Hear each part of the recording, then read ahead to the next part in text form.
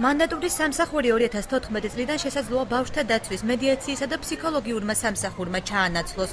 პროექტის თანახმად ბავშვთა დაცვის ოფიცრები მოსწავლეთა ფსიქოლოგიური პრობლემების იდენტიფიცირებისა და ფსიქოლოგიურ ცენტრში გადამისამართების ვალდებულებას იღებენ. აქამდე მანდატურისთვის უმაღლესი განათლება აუცილებელი არ იყო. პედაგოგები ფიქრობენ, რომ აღნიშნული საკითხი გადასახედია და ასევე იმ რისკებზე საუბრობენ, რომლებიც პროექტის განხორციელებას შეიძლება მოჰყვეს.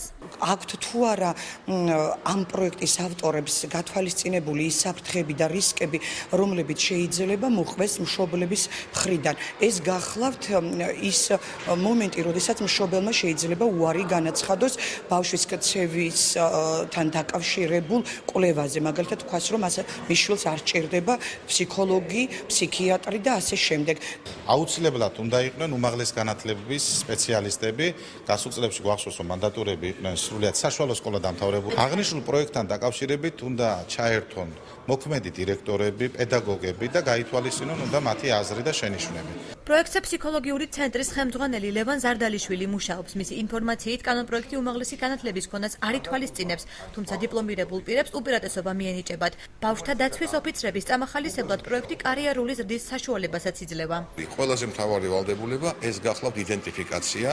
საუბარი არის იმაზე, რომ ბავშვთა დაცვის ოფიცერს უნდა შეეძლოს ფსიქოლოგიური პრობლემის იდენტიფიკაცია. შევქმნით გრადაციის სისტემა, რომ მანდატურს ჰქონდეს ინტერესი და არ იყოს სულ მანდატური, იქნება ბავშვთა დაცვის ოფიცერი, ბავშვთა დაცვის უფროსი ოფიცერი და ბავშვთა დაცვის მაგისტრი. შესაძლებელია მანდატურს კვალიფიკაცია აუმაღლო, თუმცა მის დამოკიდებულებას ბავშვებისადმი ამით მაინც ვერ შეცვლი.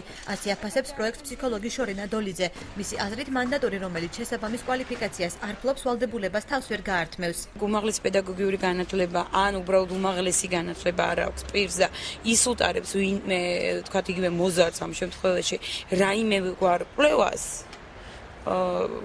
ეს არის ძალიან საფრთხილო თემა მოზარდებთან, ბავშვებთან ურთიერთობა. ნებისმიერ სკოლაზე იგივე სამინისტროს, განათლების სამინისტროს ვურჩევდი მე პირადად, როგორც 11 წელი სკოლაში ვიმუშავე და სკოლის ფსიქოლოგი ვიყავი, სოციალური მუშაკები დაკავდნენ ამ საქმით. სკოლაში ყავდეთ სოციალური მუშაკი ან ფსიქოლოგი, რომელიც თვითონ გადაამისამართებს. თქვათ მანდატურთან ერთად, არა მხოლოდ მანდატური ამას ვერ შეძლებს. საქართველოს განათლების სამინისტროს ინიციატივა საქართველოს პარლამენტს განსახილვად უკვე გადაეგზავნა. პროექტის ფარგლებში ტრენინგი თბილისისა და ქუთაისის 300-მა მანდატურმა უკვე გაიარა. 2015 წლიდან კი კომპლექსურ მომზადებას ყველა მოქმედი მანდატური გაივლის.